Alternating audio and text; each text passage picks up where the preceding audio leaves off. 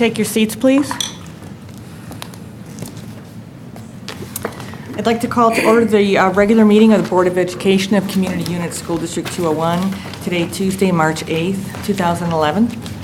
Roll call, please, Mrs. McMahon. Ms. Casey? Here. Mr. Charleston? Here. Mrs. Charlton? Here. Mrs. Hancock? Here. Mrs. Lubeck? Here. Mr. Price? Here. Mrs. Thomas? Here. We could all stand for the Pledge of Allegiance, please. I pledge allegiance to the flag of the United States of America and to the republic for which it stands, one nation, under God, indivisible, with liberty and justice for all.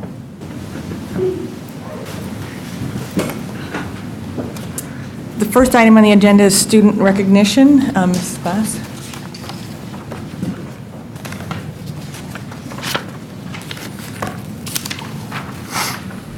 I'm Kelly Bass. I'm the principal at Miller School.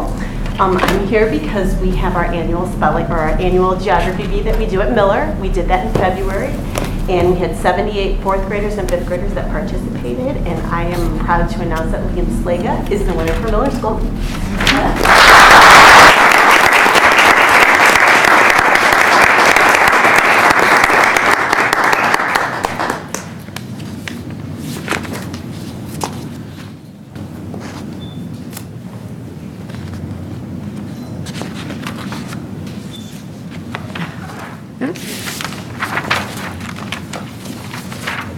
Congratulations, and to your family.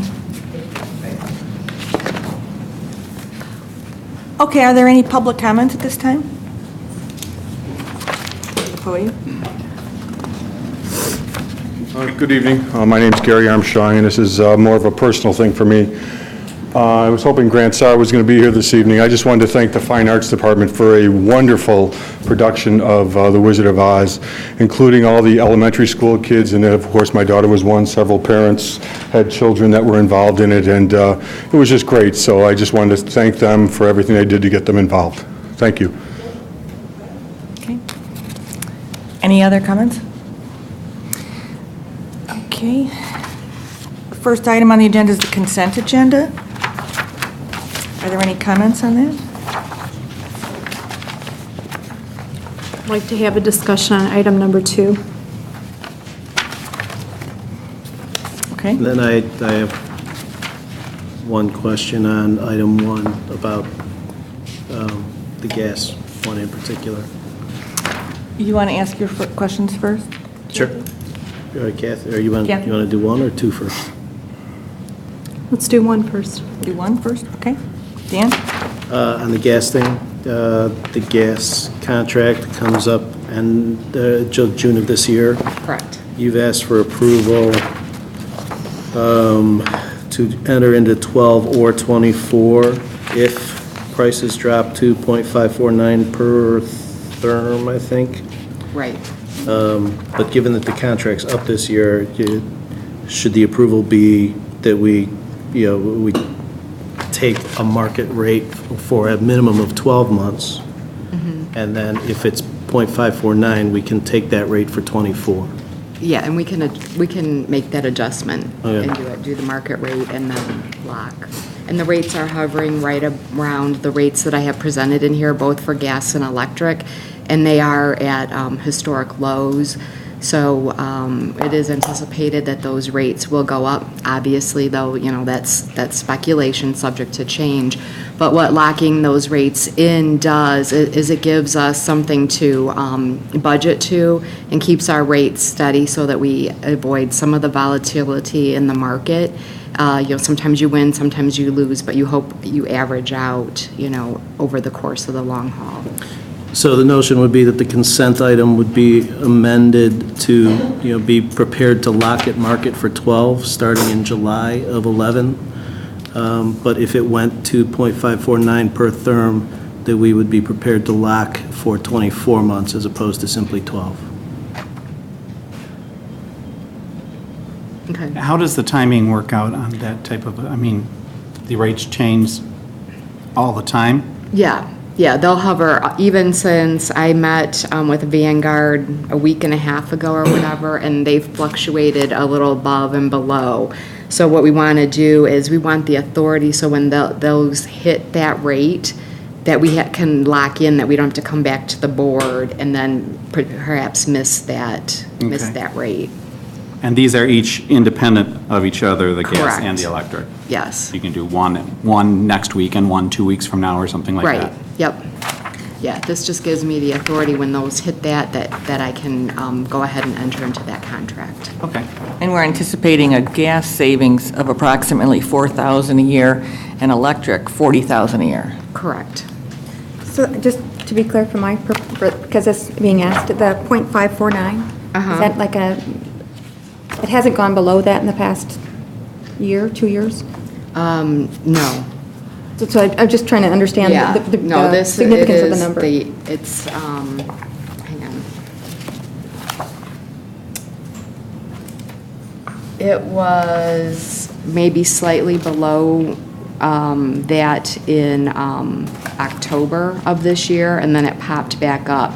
So we want to catch the market on the downturn right now. And it's anticipated that things will start going up, especially as we see the economy start to recover. Okay, any other questions on that one? No? Okay, Kathy, did you want to ask your questions about 2? And I had some questions on 2 as well. Okay. My concern with this is that how is this reviewed, the monthly statement? The statement will come in, and in your packet, in your orange folder, there are P-card documents that the employees will sign that outline parameters for use. So it indicates things such as, not for personal use of any kind, and gives parameters. If you violate that, the card will, be taken away, and up to and including dismissal for misuse of your P card. And so each employee will sign an agreement, and it outlines acceptable use policy. The nice thing about the P cards are you can put a limit, you put a monthly credit limit on those, and you can go as far as detailing what types of vendors they can use the card at. So you might, if your coaches are taking a team, to the state tournament, you might only allow them to purchase gas and hotels and at restaurants, and those are the only places. And you can put it all the way down to a specific hotel or someplace like that. So you can be that specific. You can put a dollar amount per transaction on it, etc. It's all managed online 24/7. There will be 2 of us responsible for managing that in the office. Right now, Kevin and I are the only ones that are going to have the card to get it up and rolling. We'll have to submit our receipts on a monthly basis. Those the P cards have to be paid, the bill has to be paid in full each month or you incur penalties. And so there's all those policies in place. I've done it before in other districts. It's worked out very well. There are rebates also that come based on the level that we purchase. So again, depending upon how widely we use it, there may be some rebates back to the district for the purchases. What we're really looking for this for, and a lot of districts use this in place of POs and really have a widespread programs, like District 203 in Naperville uses, their preferred mode of purchasing is through the P card. We're not at that point where we're going to do that. But we have some purchases, some of our technology licensing that needs to be renewed. And unfortunately, these companies will only take credit cards. And it's an automatic renewal each year, and nobody wants to put that automatic renewal on their personal credit card. So we have no credit card for the school district? Correct. Is that correct? Correct. Okay. And so this is merely a means for helping us to transact business in the year 2011, based on some of our vendor requirements. And again, we're going to start this out very small, very controlled. If people need to purchase certain things online, it will come through Kevin and I. We'll have all the receipts and everything. The receipts will come in each month. You guys will see this we'll have a reimbursement, a form that they fill out, who the vendor was, what the purchase was for, what account is supposed to be charged, and all that must be turned in. There'll be deadlines based on when our due date is to pay the card, and if people don't adhere to those, the cards go away. Okay, so again, back to my original question. Who reviews the statement? Will that be done in the business office? Yes. Will that also show up in the bills? Yes, it will. So itemized or just one total amount? Probably one total, but we can provide, based on how our reports look, provide you with the detail behind it of where we're spending the money at. Okay. That's what I was going to suggest. Yeah, so in you this. don't, because a lot of times you'll see just Harris, BMO, and, for Bank of Montreal. But yes, we can provide that detail for you, so you can have a And can we double add check that as of. part of the policy? I would like to see in the policy itself that a detailed report of the purchases will be provided to the board, either, however often you get the statement, so whether it's monthly. It'll be or, monthly. Each pay cycle, however frequently we receive the statements. I had similar questions about how we would, I just had one other thing. I noticed she was writing, so I wanted to give her a chance to write. The other thing that I'd like to see in the policy at this time is that some kind of statement that, I understand that there's items that need to be purchased this way.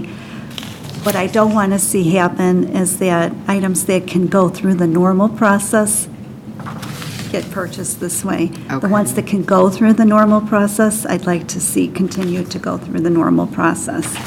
And only items get purchased through this process that have to be done that way because of the vendor requirement. So some kind of statement to that effect. Okay, well, and I guess here's the question that I have, what constitutes what can be done through the normal process? Because, each administrator has to do an administrative academy. So we can do a PO for that, or we can go ahead and register right online and get that done and pay it like that.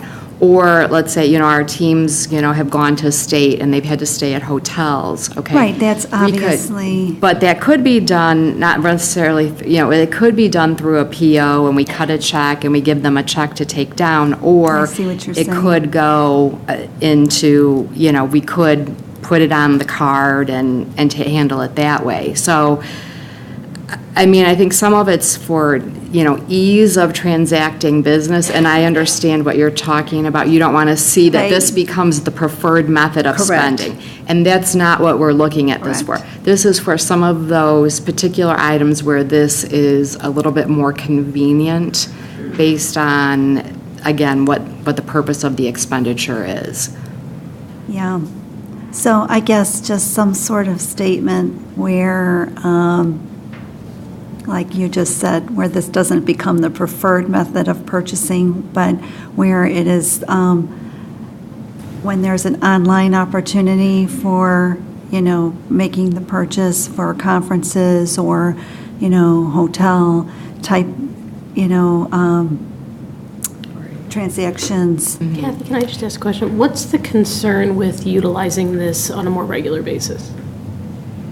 Because I think then you're missing the opportunity for prior approval. And I don't know who does the prior Well, approval. but if the it's thing is, Kevin administrator. and I are going to be the only people who have the cards. So if somebody wants to do it, they're going to have to get approval, and we do some off-cycle checks anyway. So if our teachers are going for a professional development opportunity. I'm and- not talking about that, I'm talking Okay. more about like if somebody needs a ream of paper or something and they need to, or something for a special project if they're gonna like run to Office Depot or, something like that. So I guess I'm sorry, I'm not understanding, it didn't seem to me like this changed how someone would be approved to make an expenditure. This just changed the method of Are payment. they still gonna fill out a purchase order for the? Well, no, and part of the reason why a lot of school districts go to this is because you don't have to go through the purchase order process. The expenditure still is going to have to be approved. Okay, and again, we're only going to give, if we, right now, Kevin and I are the only people that are going to have the cards. If we expand the program, okay, people are going to have, very small credit limits on their cards, and it's only going to go for a very few people. So it might go to other administrators, and they might have somebody who's going to go to a conference or a training, and they can sign up online. And so when they sign up online, number one, it expedites the process. We're not doing off-cycle checks because sometimes there are discounts if we have our registration fee in by a certain time. That requires us to do an off-cycle check and get that mailed out. So you're going to save on your postage, you're going to save on, cutting And I an get that, I off-cycle check. understand that, but Can I don't you? ask my question, Kathy, to see if this, because this is where my question comes in, it might answer yours. The one question I was going to ask is if we can have our policy committee look at this, because I know this came up like a couple of years ago, but our district didn't use a credit card. So if maybe the policy committee could, my question was if the policy committee could come up with some certain like limit that has to be approved prior to using the card, like some dollar limit that would need to be approved before any like major purchase is made. What is the purchase Each order card can. approval process right now? Does it go through certain approval? Right, it will go, for the PO process, it will go through, a teacher will submit it, it will go through the secretary at that building, then the principal will approve it, then it will come to me for approval. Right, and see, and How all would this these, be different? Can we have her articulate how this would work well, that's differently? my question, but see, and these items, some of these items are already, like, put in the budget, correct? Mm-hmm. So I guess my concern is that if you sidestep any of these approvals, how are you going to control how much is being spent and make sure that it's in line with what's been budgeted? Well, let's just say, use this as an example. Again, you set that up by the parameters that you can establish on each individual card, okay? So each and every person can have their own limit, their own daily expenditure amount, their own monthly expenditure amount. They can be set up that they can, one person can be allowed to, let's say Grant Sarr is going to do things for the play, and he can have a certain dollar amount set up, and he can purchase at Home Depot, and we could set the card up just for Home Depot and give him a certain flat dollar amount, and if he exceeds that, then he would have to come for approval. He couldn't exceed that. So there's all kinds of controls you can put in place. And like I said, I've used a P card in another district for 4 or 5 years and had never had problems with people exceeding their limits, again, by how you set up the card. I just want to make sure that, like I said, that approvals are going to be in place and that, budget line items aren't going to be overexpended. So Right. it seems like that the language or the protection that you're looking for isn't really about using the card, it's about making sure that those pieces are accounted for. Right. So I think that's, whatever language we need to have to satisfy that Right. is probably the change. And that we again, have to we'll make. do that based, as we Right, you're expand comfortable? as we expand the program, we'll make sure those controls are in place so that doesn't happen. And to expand the program, does that come back through the board, or once you start this, it's at your discretion? This is giving us discretion, but, we can report back to you and say, hey, we've Well, and I added. think, though, that, as the program expands, then this is going to. Has to expand to Have to be meet the adjusted as concerns well. that Kathy's talking about. Well, and then I go to, again, now, our board policy needs to be updated to reflect this. Correct. Because we never had anything like that. And I know, like I said, this was brought up a couple of years ago. So if there could be any kind of, prior approval is needed for any major, like, if all of a sudden we're going to buy computers. And I'm not saying that that's going to happen, but. Yeah, no, and that's not something that we would Yeah. use this for at this point. But just saying it out loud, that our board policy could be a place to put these, or should be a place to put these parameters in. That was what I was thinking. And does that make sense? Yeah, I'm not sure if we have a, excuse me, a specific policy for P cards or not in the board We policy don't. manual. That's what I don't this think we is. do. It's in your orange. No, this is a No, use, this is a use This is a agreement. sample, I mean, this is Oh, a no, sample no, no, policy. I We're not know. adopting a policy. Right. She's going to be drafting one, though, that we're going to actually adopt. And I know in the past, when this has come up, we've kind of skipped over those parts of recommendations for P cards and credit cards and that sort of thing in policy meetings because we don't deal with it. So That's- we want to make that's sure why- that that's in that's why the I- board policy book But in the form we want it. Right, well, and the other thing, in the resolution that was attached for the policy, it clearly states in there that the P card is not to circumvent any state purchasing laws, bid requirements, anything like that. So, you know, we still have to follow all of our purchasing rules and procedures. So I think the piece that needs to be added is making sure, not just that we're following the state law around that process, but also our own internal controls. I think we Right. need to have something added here to make it a little more robust around approval process and sign off and how it's allocated from a budget perspective to make this a little tighter. Okay. And so when would we expect to have this, our policy? Our I mean, you version? gave us a draft. When is ours Should going to have be? it be for the 22nd. Okay. Kathy, was your question answered? Yeah. Just for what it's worth, is it reasonable to suggest that, for instance, signing up for the P-card program, having the cards issued as you've presented, but not having them used until we've approved a district policy? I'd like to see policy written first before we do that. Because you can get them and not use them, right? Right. Well, and that's fine. The only issue that we're running up against is, I believe it's the expedite system, that our contract has expired for that. Yeah. And originally Nancy Battaglia thought that they would go ahead and we could go ahead and do our email blasts with that system, but there would be ads on it. And she had said that before, it's a free service, was a free service at one time.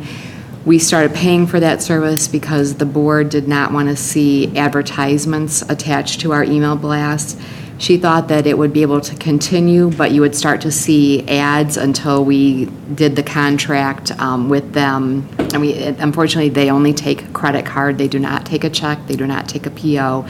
But we got an email yesterday that they will not send out any emails until we have paid, and we have to pay by credit card.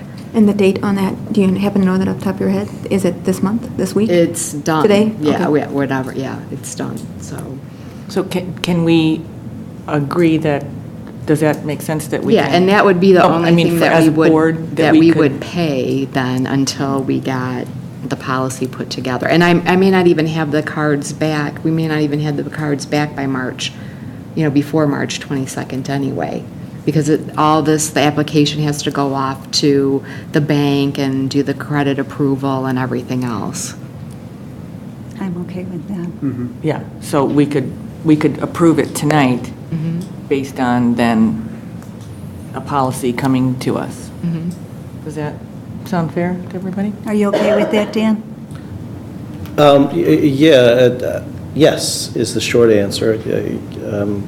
Ask Mrs. Lubeck, though you seem reticent to. I'm unsure about it. I really am.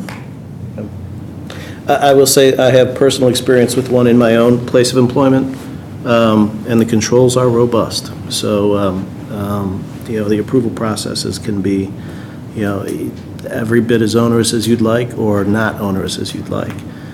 So I think the key to making, I think a P-card program is a very fine program. It allows you to participate in the 21st century world. B, we do need a policy. So I'm inclined to suggest that signing up for the P-card program, which is really just 21st century language for the old American Express charge cards. Right. Right?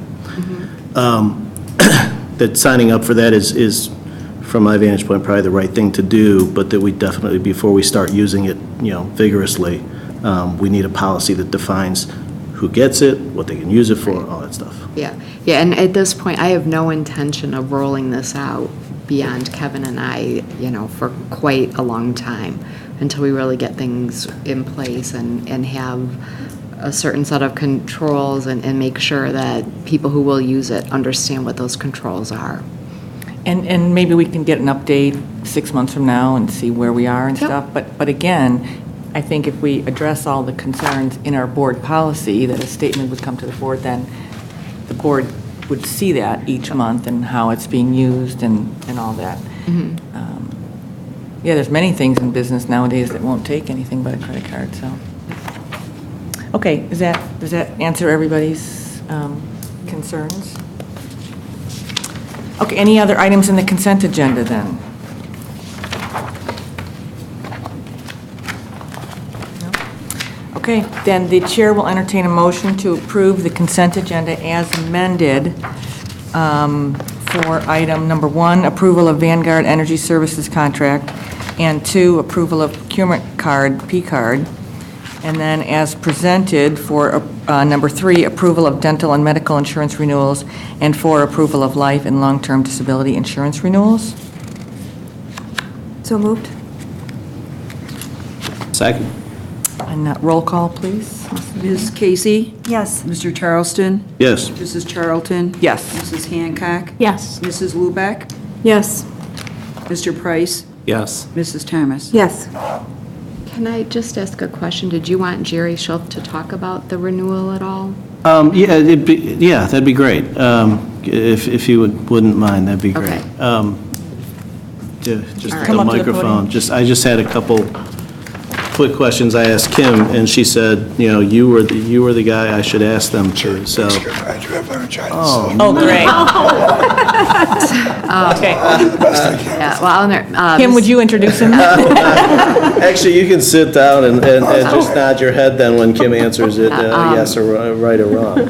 Mr. Jerry Schultz is here tonight from Employee Benefits by Design. He's our third-party administrator for our insurance programs, and so if you have some questions, I will try and answer them, or he will, if we can understand him, or I'll try and interpret them.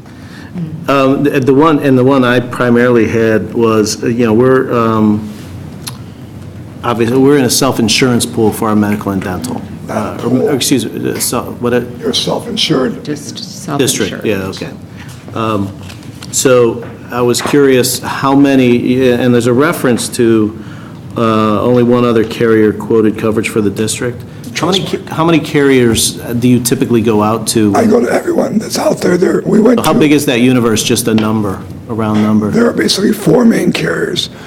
We went to 11 total, 5 stop-loss, and 6 insurance carriers. Okay. And only one other bid. Did the others not bid, or were they out of the market? They bid because they were uncompetitive. They did not bid because their pricing was uncompetitive with Blue Cross's renewal. So, and they knew that their pricing was not competitive, so they didn't tender a bid? That's correct. Okay. And then, It's not a sealed bid scenario, so we actually see the renewal. I understand.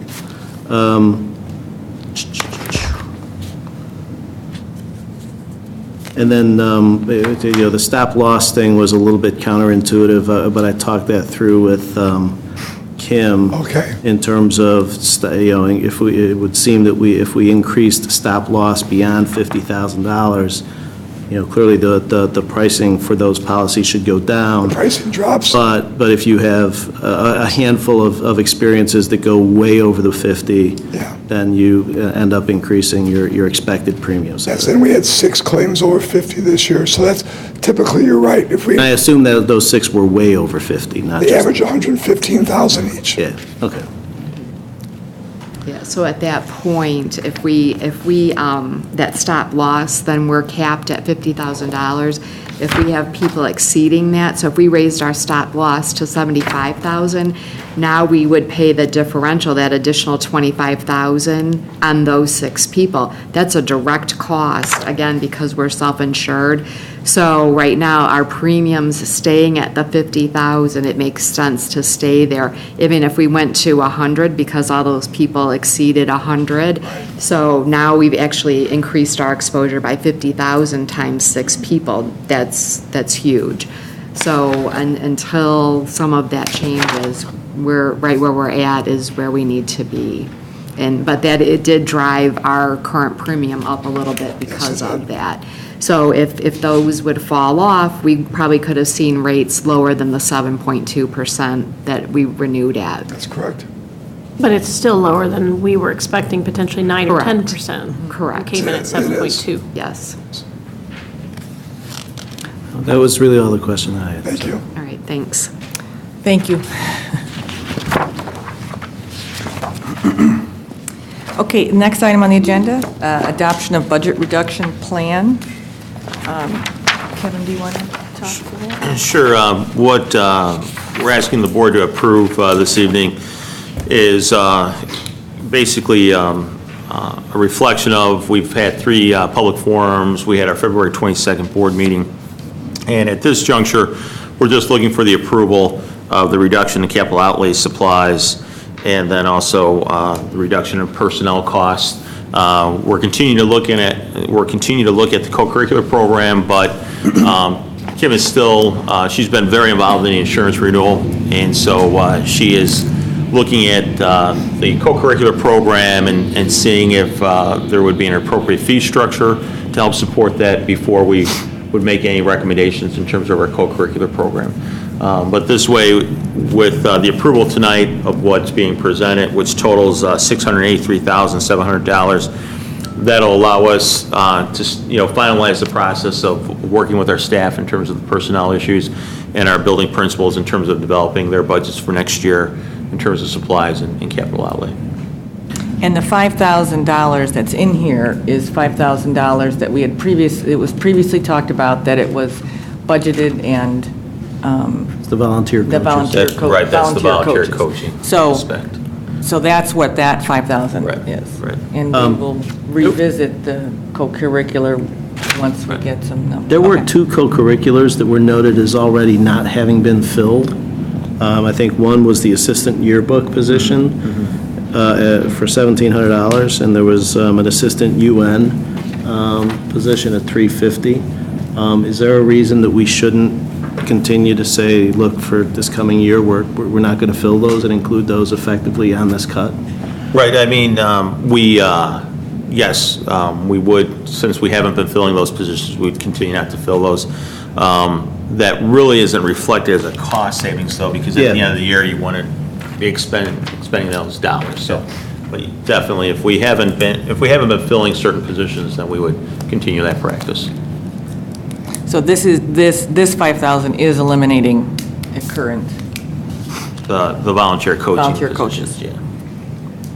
And will we be able to discuss that at the March 22nd meeting or in April? I mean, that is not as time sensitive, right, as this is. This is very time sensitive for what you have to do. Right. But, right, in terms of, right now, I can tell you that we're anticipating a pretty lengthy agenda on the 22nd. And when I get to the superintendent's report, I can share some of the discussions I anticipate us having. And so we'll see where we're at in terms of the 22nd, but if we don't have that discussion at the 22nd, then our first meeting in April. I had sent an email, it's not really pertaining to this exactly, but I had requested some information on the fees from the previous years. And I put that in your packet. For the next meeting? No, I put the fee structures in your packet. Oh. And I just didn't Did have everybody get that, or just me? No, I just gave it to you because you Okay. requested it. And I haven't had a chance today to put together what the trend was, but I will put together something that, here was the fee, here was the dollar amount of the increase, here was the percentage increase, for each of those, so you have some history when we get to that fee discussion piece. Will it also show what we ultimately collected in that same time frame? Because there's been a lot of discussion about as you increase fees, you have more people that try to opt out. You know, there's a threshold somewhere, I don't know where it is, but we keep talking about the threshold. Can that information show this was the fee structure and this is what was collected? I know that's probably a bit of work. But. Yeah, I can do, yes, you won't have it, again, some of it broken out by specific sport or things like that, because that's not how our revenue is recorded. But yes, I can show that information. Yeah, because we'll be having that discussion again. Mm-hmm. Yeah, okay. Thank you. Well, I'll note as well that, even now, after we, this item tonight, we need to move forward with the formation of a community-based finance committee to start looking, very seriously over the spring and summer about our long-term economics, and ultimately leading to some sort of conversation about what the alternatives and options are with respect to that. Whether after a blue ribbon panel, if you will, looks at that and decides, look, there is a way to skin this cat without talking about a referendum, or there's not. So, love to have, sort of 4 or 5 community members who are finance-oriented people, and there's several that come to mind. Clearly somebody from the staff, clearly somebody from the teachers, and, start that process in earnest to understand, the budget, the projections, and what we do about the disparity between our revenues and our expenses. And if people wanted to be on that committee from the community, Kevin, can they contact you? Either If we Kim put or that- I, they you? can contact Okay. you. I think the only thing I want to put out there too, the thing that concerns me a little bit is the state still owes us the $600,000. And even if we make this cut, we look good, but if the state doesn't come through, we're back We could be. in a problem. Yeah.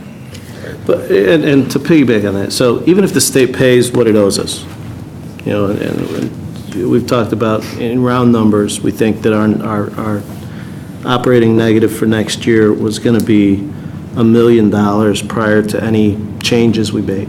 Right, and remember, that was best-case scenario because that was at, 0 Well, it was best case in the increases contract. for everyone, for all staff, Yeah. so. But so even with this 683, the likelihood is that we're looking at a $350,000 to $400,000 negative for next year as well. Even with these cuts. Right. So, and it pushes home for me the requirement that we get a committee together and start talking about it.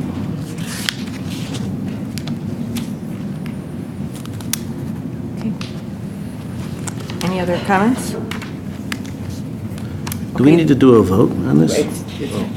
Then, if there's no other comments, then the chair will entertain a motion to approve the adoption of the budget reduction plan for the 2011-2012 school year plan as presented. So moved. Second. Okay, and a roll call, please, Mrs. McMahon? Mrs. Thomas? Yes. Mr. Price? Yes. Mrs. Lubeck? Yes. Mrs. Hancock? Yes. Mrs. Charlton? Yes. Mr. Charleston? Yes. Ms. Casey? Yes. Okay. And this, just so everybody knows, this was in the public packet, so if people are looking at the amount, the $683,700, that is already online in the public packet. Okay, number 3, superintendent's report.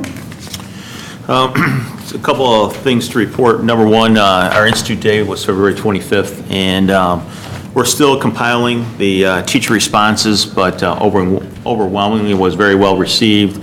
And, a couple of, I think, very nice things happened for our district. Number one, We employed our Creative Partners team, which was a combination of teachers and administrators. Kelly Boss was one of our administrators who devoted a lot of time, and Nancy Bartos. And then we had representatives from each of our buildings, and it was those individuals who have been kind of driving our differentiated instruction initiative, and I think it's really a model for collaboration and shared leadership for our district that we want to build off of that experience as we move forward. And you know, as an opportunity, teachers were able to talk to teachers, and not just within their own grade level, department, or building, but rather they had the opportunity to communicate with teachers from different grade levels, different buildings, high school teachers, talking to elementary teachers about the teaching and learning process. And so overall, it was a very positive day for the district and very well received. So we're very excited about that, and we want to continue to ride that momentum then as we continue to implement differentiated instruction. Just a reminder that this week we've started ISAT testing, and I sent out a letter to parents for elementary and junior high students, just reminding them, making sure that their children get enough sleep, are eating a nice breakfast, and encouraging them to do the best that they can on these exams. And I'm confident our teachers have done an excellent job preparing our students, and so we're looking forward to the results later on in the spring and early summer. To echo... Can I mention that I'm thankful to the PTOs also for providing snacks for the elementary kids, so healthy snacks so that they are prepared for these tests too. And then to echo the public comment, the high school musical Wizard of Oz was very nicely done. It was an excellent production, and I'd like to thank Grant Sarr and Matt Bufus for all their efforts. And it was neat to see students of all different ages on the stage, and really had some nice crowds at the performances, and they did an excellent job. A date coming up that board members might want to be aware of, the Westmont Chamber Community Awards Dinner is Wednesday, April 20th, and they do recognize an Educator of the Year. And so I'm sure more information from the Chamber will be coming out in terms of how to contact them and reserve a spot for yourself. So hopefully you'll be able to join us on that evening. Quick update on the scoreboard. Kim and I have been meeting with representatives from our Booster Club regarding the scoreboards and the bids and so forth. And the boosters have been working with Dave LaBrash from Clarendon Hills Bank in terms of the financing piece. Kim and I have been reviewing the bid documents and seeing just what is the likelihood, what guidance we can give the boosters in terms of selecting a product and bid. And we're hoping that as a matter of fact, I talked to Courtney Anderson this afternoon, that on the 22nd, the boosters will come to the board meeting and share their thoughts with the Board of Education, and hopefully the board can, bring closure to this and be able to move forward on that item. And then the professional learning communities, in the February 25th board update, I shared with you some articles last week at the building department or faculty meetings. Teacher representatives went through a brief process with our staff to talk about professional learning communities. And again, I've referenced this a couple times with the board, but really what drives a professional learning community is teachers having the opportunity to take a look at pertinent student data and then asking some key questions, and that drives instruction. And so we give them that time on a regular basis to look at that. And I would say that what occurred Friday at our institute was kind of a microcosm of how that can work in terms of professional learning communities. And after the success of the Creative Partners team, we're also taking a look at possibly merging those two groups with our professional learning committee as well. And the plan is, and this is actually part of the negotiated agreement, is to the May board meeting to come forward with a joint recommendation for the board to take a look at and to fill in some of the details regarding what that's going to look like for our district and what we're hoping to accomplish with that. And then the last thing that I have, it's not actually included in the board report, but I did talk to Grant Sarr about a forum, a WTA-sponsored candidate forum for board candidates, and tentatively he's looking at March 22nd, which is a Monday. It would be at the high school, and Grant was involved in the New York trip this last weekend. March 21st. Or 21st, I'm sorry, the 21st. And Grant's been involved in the musical and the New York trip, so I'm sure he'll be getting information out and finalizing those details. Do you know where that will be? I'm assuming the high school. At the high school? Yeah. I have an additional question that's not on your Sure. items here. Do you happen to have an ETA or estimated time that Mr. Cashman would have his report ready for us? Yep, I meant to mention that as well. Steve Cashman will be at our March 22nd board meeting. And as I mentioned, we're anticipating somewhat of a lengthy discussion agenda because there are two things that are coming before the board at the same time. One is the Building Grounds Committee did take a look at the capital outlay projects schedule, and there were some additional questions that were generated, so we're going to meet again hopefully next week with that board committee. And so the projects list will be coming to the board on the 22nd for some discussion and to look at the items that are on there. And then also Steve Cashman will have his report based upon the tours of the district and some input. He'll have that initial report for the board as well at the 22nd. Will the board get copies of these reports before the meeting so we can take a look at those in our regular?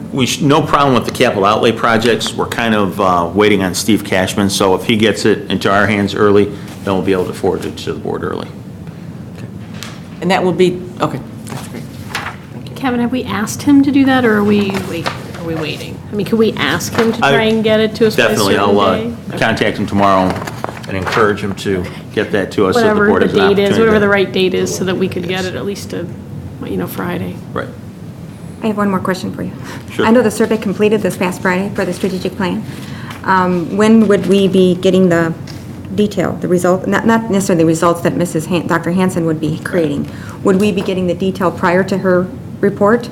We can probably, in the Friday's weekly update, we can probably get you, just the raw data, what it looks like. I think I gave you like early on, I gave you a report. So we can get that to you in Friday's board update, and then I'll be talking to Linda Hansen about, scheduling some dates for some next steps and for the board to take a look at that data. Thank you for everyone who did participate in the survey. Hey, one quick question. Is it allowable, advisable, the Wizards thing? Can we put a hyperlink on the front page of our website? Yeah, I'll talk to Nancy Battaglia about doing that. But, I mean, in terms of advisability as well, you're okay with that? It's okay because it is our parent organizations. Okay. And we allow our PTOs to utilize our website, so. Great. That shouldn't be a problem. Okay, anything else from you? Nope. So just related to the Wizards, if people haven't had an opportunity yet to see the website, we just, want to say thank you to the Graham family for donating, MJ Graham Visual Solutions for donating that, and encourage everyone to take a look. And that is April 21st? Apparently, Mr. Graham is going to fill us in on some details. Okay. Okay, next item on the agenda, board reports. I have something that I want to request. I know I'm not asking for a board approval.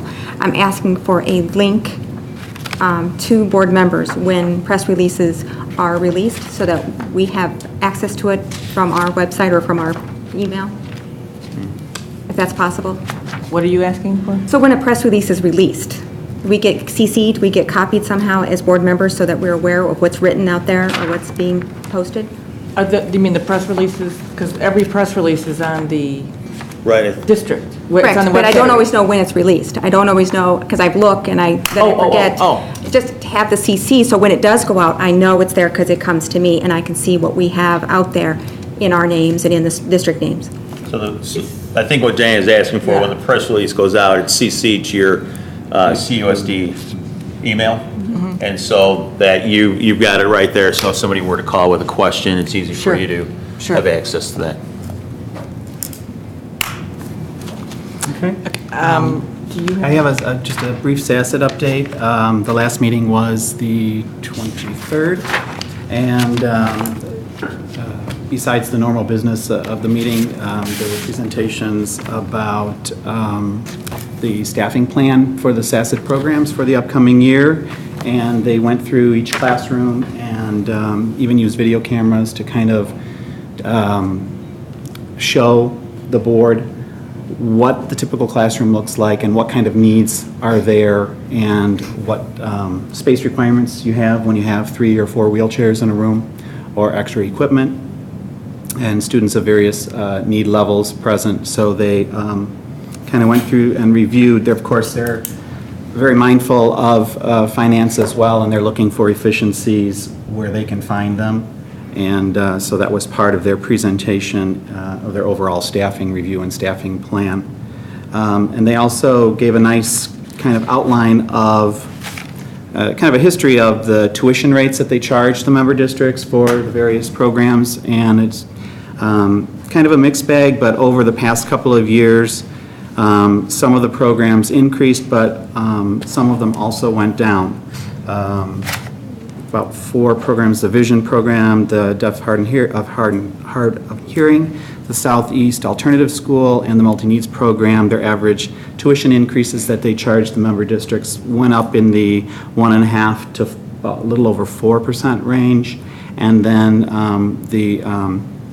the PH, the Transition, and the STARS Autism program, their tuition rates averaged over the past couple of years have actually decreased from about between 3 and 10%.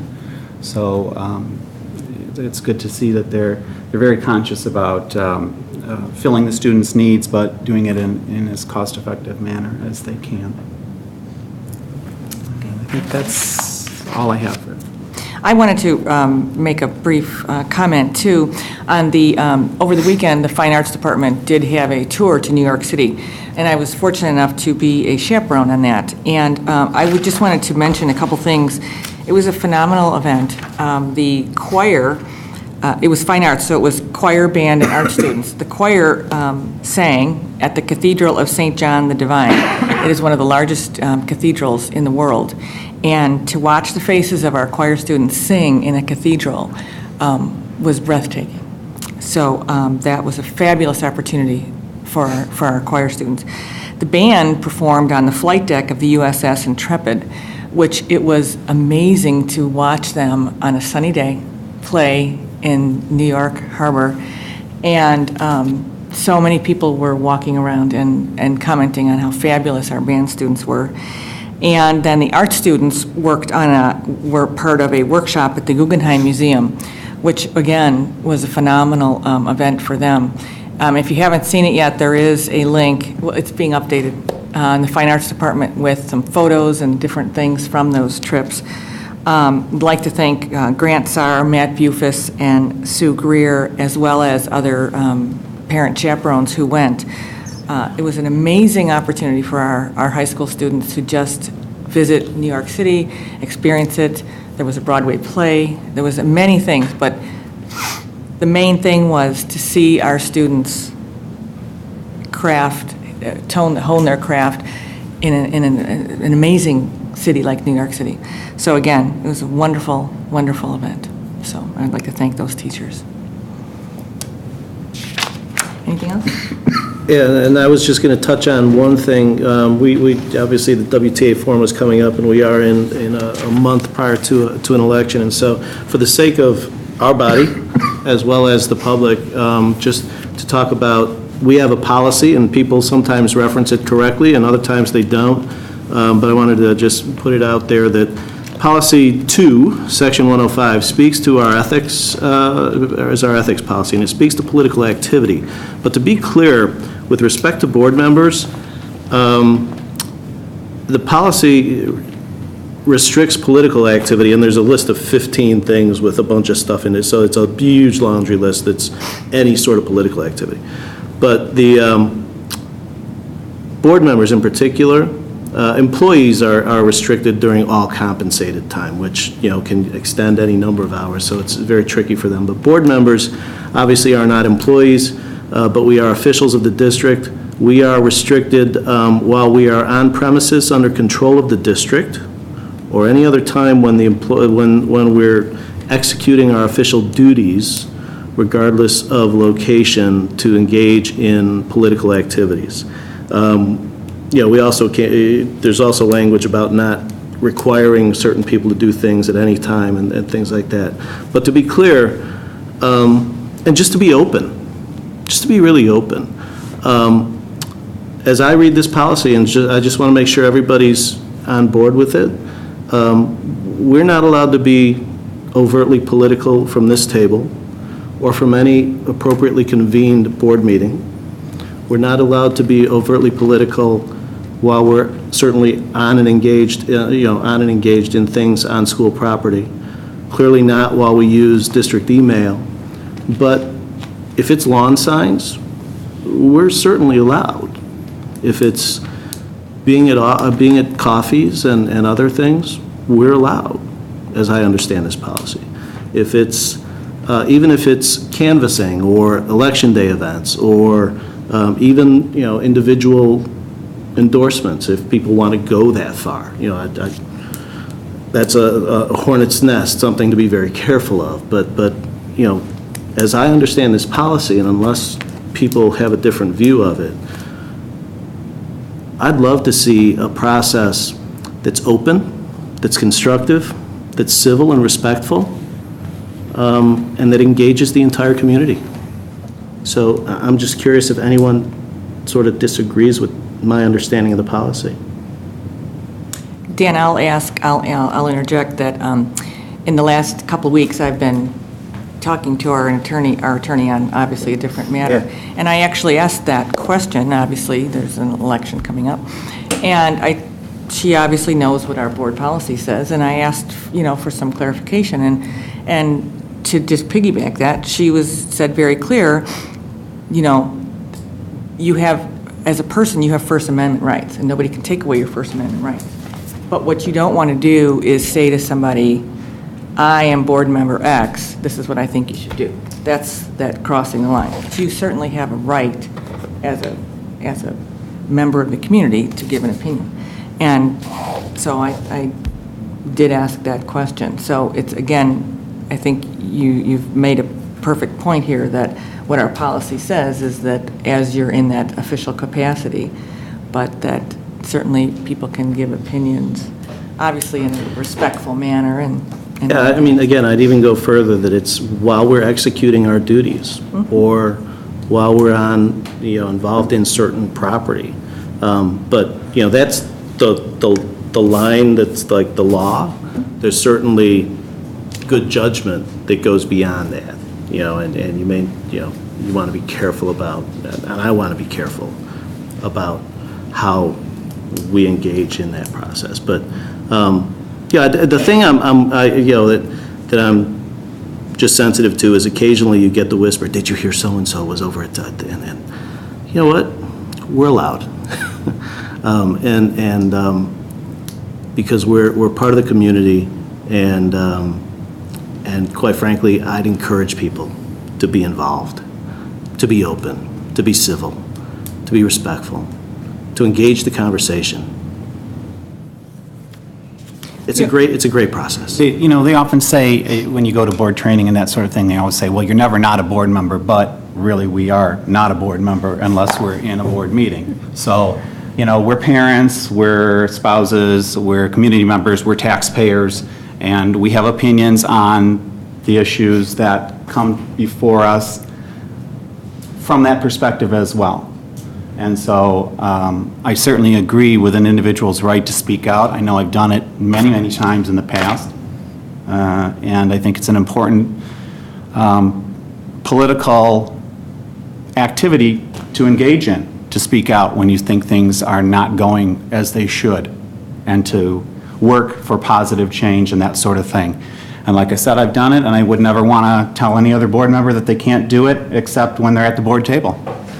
Well, but that goes a little further, because the way I understood what you just read in that policy, it says something about not just at the board table, but when you're on. Yeah, I'll read it. Premises. In your duties. In your That doesn't duty. mean if you're at a basketball game or something like that. No, but if you. Although it actually does include when we're on the premises under the control of the district, or any other time when the employee is executing his or her official duties regardless of location. So I would argue that a basketball game is a perilous place to do things, but, I'm you know, not but then saying again, that you know, I would do that, I'm just saying for Right, but generally speaking. It depends if you're attending a function in your official capacity Right. or not. So that's where we have to be Yeah, careful. I mean, it's just be careful in those situations. Right. Use good judgment. You know, if you think about it too, what we found, and we hear this from the IASB, when there's a board election, they talk that board members should seek out people in the community that they think might be good candidates. And I think it's the same thing here. So, you know, the IASB strongly suggests that sitting board members reach out to the community for people who you think would make good board members. And so I think that carries into the election.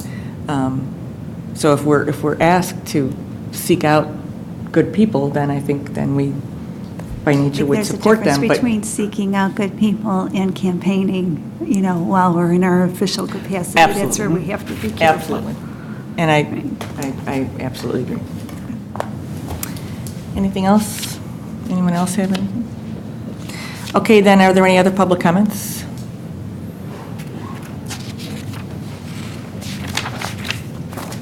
Good evening. My name is Mike Graham.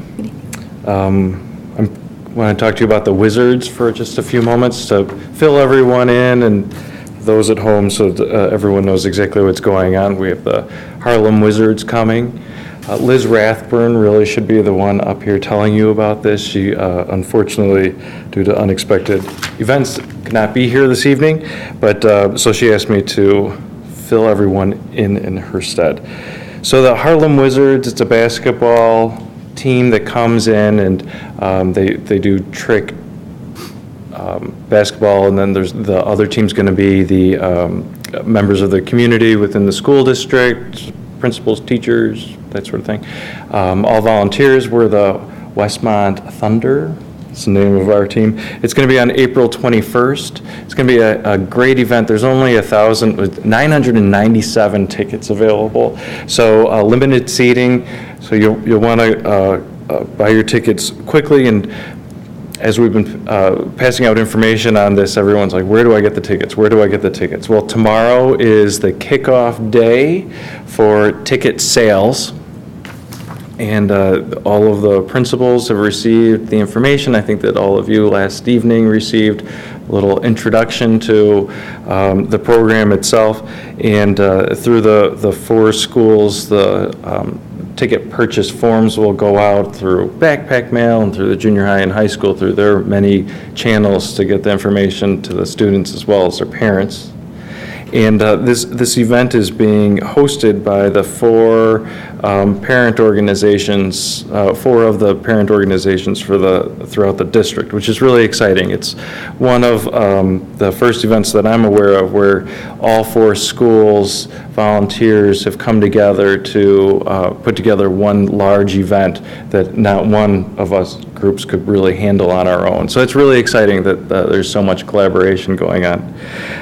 And so again, Liz Rathburn's leading it, but there's 30 plus volunteers that have been involved in many different levels of the pre-work to get this kicked off. The tickets will be available through an order form, and then we'll have 4 different pickup events that are at the different schools. So the first one's at the senior high on the 14th from 7 to 8 at the Winter Awards. The second's at Miller on the 24th from 5 to 9 p.m., part of the parent-teacher conferences there. The next one's on 3/25 from 8 to 11 at Manning during their parent-teacher conferences. And then the junior high has their band concert from 5:30 to 6:30. I didn't write down the date. I believe it's on the 14th of April. While there's going to... Are those dates going to be posted somewhere? They are, yes. So there's a website, and it's westmontschoolevents.com that was put together purposefully not specific to the Wizards event, but we're using that domain for the Wizards. And the reason behind it is that we're hopeful that this is the first of many events that go on throughout the district as large fundraising events to bring all of the members of the community together as one community. I will shamelessly make sure that everyone knows that there is an opportunity to be a sponsor for this event. So there are many different levels of sponsorship available. Again, you can go to the westmontschoolevents.com and learn more about the different sponsorship levels where you can get VIP tickets, VIP parking. You can, if you're really a superstar, you can play on the Thunder and get a jersey. Pretty exciting stuff. So, and take it with you. Yeah. I know. So we're really looking forward to it. It's on April 21st. Doors open at 5:30. The tip-off is at 6:30. You'll want to buy your tickets in advance for two main reasons. They're $8 for students, $10 for adults. Pre-sale, they're $10 for students, $12 for adults at the door, if there are seats available at the door. Because again, there's only 997 tickets, and we think, based on the feedback so far, that this is going to go quickly. All right. Any questions? We're really excited about it, by the way. So thank you for all of your support. Who got the first 3 tickets? No, never. It's okay. Well, thank you for all the work. Oh, well, Liz did 99% of it, but if you go to any of the schools... And to your wife, who did a very fine job, by the way. Thank you. I'll pass it along. Each of the PTOs and the boosters' websites all have links into it, and then I think you guys were talking about earlier that you'll have it on the district website, which would be fantastic. And there's links back and forth. I'd like to do that on the front page, so. That would be... Just so we can. That'd be great. And thank you to the administration and staff. They were very helpful, too, in helping us orchestrate Mr. Carr, because it's all going to be at the high school, which I don't think I mentioned. It's going to be at the high school, and so thank you again for all of your support. We're really looking forward to it. Sounds exciting. Thanks. Thanks. Thank you. Thank you. Are there any other public comments?